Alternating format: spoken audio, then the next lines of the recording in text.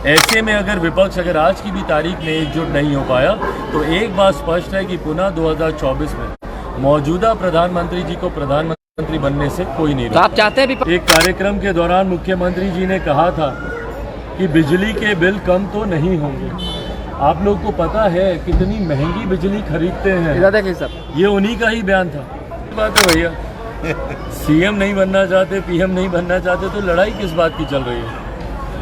नमस्कार, मैं हूं धीरज शर्मा और आप कलम इंडिया न्यूज देख रहे हैं। लोजपा रामविलास के राष्ट्रीय अध्यक्ष चिराग पासवान पटना पहुंचे हैं। बात करने की कोशिश करेंगे, जानने की कोशिश करेंगे कि क्या कुछ उनका मुद्दा है। हालांकि चिराग पासवान ने बिजली बिल बढ़ोतरी मामले में जिस तरह से कहा है, चिराग जी बिजली बिल जिस तरह से बढ़ा है क्या कहेंगे? देखिए, ये कानूनी प्रक्रिया है। बार बार हमने इस बात को कहा है कि कानूनी प्रक्रिया में किसी का भी हस्तक्षेप या किसी भी तरीके की टिप्पणी उचित नहीं है। न्यायिक प्रक्रिया है, विकल्प है उनके पास।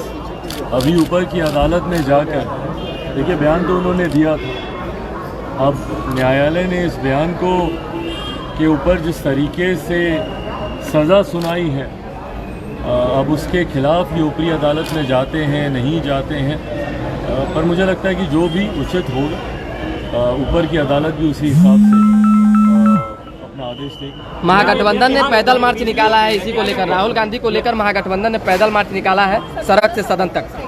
देखिए, विपक्ष प्रयास तो करता ही है एकजुटता दिखाने की विभिन्न मुद्दों पर दिक्कत यही है कि विपक्ष के ही कई ऐसे महत्वाकांक्षी दल हैं जो इनकी एकजुटता के प्रयासों को खत्म करने का कार्य करते हैं। ममता बनर्जी जी हों जो अपना अकेले चलो की रणनीति पर निर्णय लेती हैं।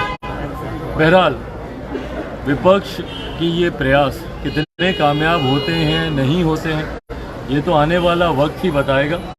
पर हाँ, कुछ ऐसे विषय हैं जो कि कानून से जुड़े हुए होते हैं, उसमें मुझे नहीं लगता कि बहुत ज़्यादा हस्तक्षेप करने से कोई लाभ किसी को मिले। बिजली में जो बढ़ोतरी हुई है उसको क्या कहेंगे? पंजाब और दिल्ली ऐसे राज्यों में जहां जनता पर भार कम किया जा रहा है, वहीं बिहार नीतीश कुमार के राज्य में बिजली दरों को बढ़ा दिया गया है।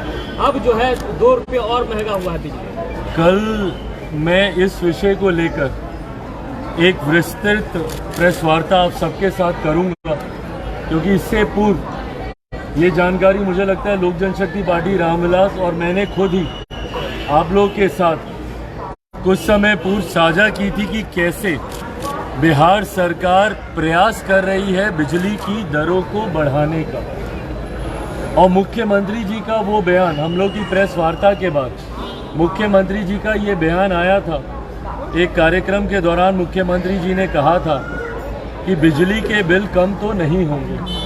आप लोग को पता है कितनी महंगी बिजली खरीदते हैं, ये उन्हीं का ही बयान था, मुख्यमंत्री नीतीश कुमार जी का।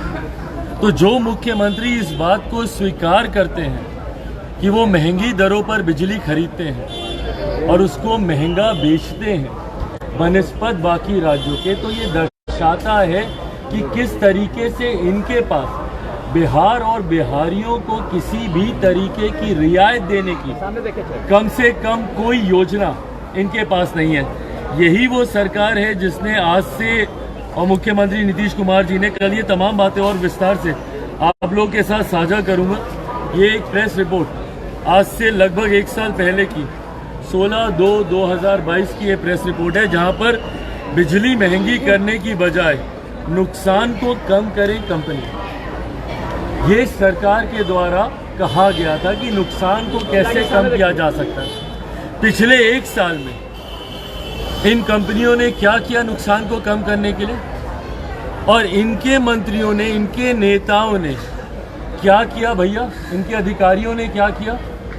हजारों करोड़ की जो कंपनियां हैं, कि भाई क्या इन लोगों ने प्रयास किया कि बिजली के दाम कम किए जा सके ताकि बिहार और बिहारियों को थोड़ी सी रियायत मिल सके। आप दूसरे राज्यों में देख लीजिए, आप लोगों ने दिल्ली पंजाब का उदाहरण दिया, बाकी किसी भी राज्य में देख लीजिए भैया, अगल बगल के जितने भी राज्य हैं, उत्तर प्रदेश हो, उड़ीसा चले जाइए भाई, तमाम राज्य न सिर्फ कम दरों पर बिहार से बनिस्बत कम दरों पर बिजली खरीदती हैं, बल्कि जनता को भी कम दर पे बिजली लेनी पड़ती। उनको सुविधाएं मिलती हैं, पर बिहार सरकार कैसे बिजली का बोझ, और भाई बिजली का बोझ हर व्यक्ति को प्रभावित करता है। ऐसे में हम लोगों ने कुछ समय पहले ही ये आशंका आप सबके सामने जाहिर की थी कि सरकार बिजली के दरों में बढ़ोतरी करने का प्रयास कर रही है, योजना बना रही है, और ये परिणाम आज सामने आ गए। ये दर्शाता है कि मुख्यमंत्री नीतीश कुमार जी के पास ये समय नहीं है कि भैया वो बैठें और तरीका निकालें कि कैसे बढ़ते हुए बिजली के दामों को कम किया जा सके। इनके पास फुर्सत है अपनी कुर्सी को बचाने की योजना निकालने का, पर इनके पास ये फुर्सत नहीं है कि बढ़ते दामों को कैसे कम किया जा सके ताकि बिहारियों को कुछ रियायत। कल तेजस्वी यादव को सीबीआई कोर्ट में पेश होना है, तेजस्वी यादव को क्या कहेंगे? कल तेजस्वी यादव को सीबीआई समक्ष पेश होना है, क्या कहेंगे? क्योंकि काफी दिनों से पेश नहीं हो रहते हुए। भाई जाए पेश हो, अच्छी बात है, मतलब उनके पास ये मौका है अपनी बातों को रखने का। मैं पुनः दोहराता हूँ, जो सही है, जो निर्दोष है, उन्हें किसी बात से डरने की जरूरत नहीं है, और मुझे लगता है कल ये मौका है उनके पास जाकर अपना पक्ष रखने का। निर्दोष हैं तो अपनी बातों को, यही उचित मंच है जहाँ पे वो नीतीश कुमार पीएम बनना चाहते हैं। अच्छी बात है भैया, सीएम नहीं बनना चाहते, पीएम नहीं बनना चाहते तो लड़ाई किस बात की चल रही है? महागठबंधन में रह रहकर जो दरारें सामने आती हैं, ये महत्वाकांक्षाओं की लड़ाई है ना भाई। ये बात कहकर आप इस बात से पल्ला झाड़ लें, सर ऐसा होगा नहीं, क्योंकि आप लोगों के बर्ताव में, कार्यशैली में ये बात नहीं दिखती। बार बार महागठबंधन के भीतर एक वर्चस्व की लड़ाई देखने को मिलती है। जो सीएम नहीं है वो सीएम बनने का प्रयास करते हैं, और जो सीएम है वो कैसे मौजूदा प्रधानमंत्री के सामने विपक्ष की तरफ से पीएम के दावेदार बन जाए। पर बहरहाल ना मुझे इस बात से कोई फर्क पड़ता है, ना मेरे लिए प्राथमिकता है। इसमें बिहार और बिहारी पिसते हैं, ये मेरी चिंता हमेशा से रही। इन्हें कैसे देखते हैं भाई? मेरी तरफ से सबसे पहले उन्हें ढेर सारी बधाई, ढेर सारी शुभकामनाएं। भाजपा के नए प्रदेश अध्यक्ष सम्राट चौधरी जी, मेरे व्यक्तिगत उनसे बहुत खूबसूरत संबंध रहे हैं। राजनीतिक संबंधों पर आप हमेशा सवाल करते हैं और मैं हमेशा जवाब देता हूं कि समय आने पर वो तय किया जाएगा, पर उनसे मेरे व्यक्तिगत संबंध बहुत अच्छे हैं। उनके परिवार से मेरे बहुत खूबसूरत संबंध रहे हैं, और मैं जानता हूं कि वो बहुत मेहनत करने वाले नेताओं में से एक हैं।